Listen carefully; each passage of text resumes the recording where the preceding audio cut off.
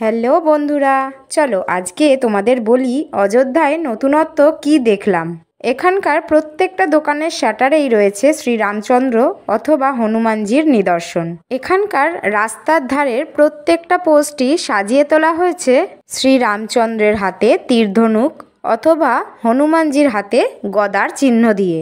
দিনের বেলা যেমন সুন্দর লাগছে ঠিক তেমনই রাতের বেলাও বেশ সুন্দর লাগে। গদাগুলোর ভিতরে আলো লাগানো রয়েছে যেটা রাতের বেলা জ্বলে, দেখতে অপূর্ব লাগে।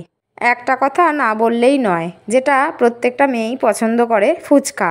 প্রয়াগরাজে আর অযোধ্যায় দু জায়গাতেই দেখলাম ফুচকার সঙ্গে রয়েছে 4-5 রকমের টক জল।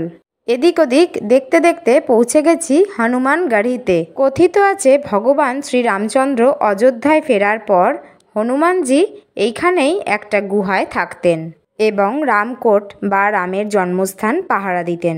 বর্তমানে এই জায়গাটাতেই গড়ে তোলা হয়েছে হনুমানজির মন্দির। অযোধ্যায় রাম মন্দিরের মতোই এটিও একটি অত্যন্ত জনপ্রিয় মন্দির। ফোন নিয়ে প্রবেশ করা গেলেও ভিড়ের জন্য ভিডিও তুলিনি।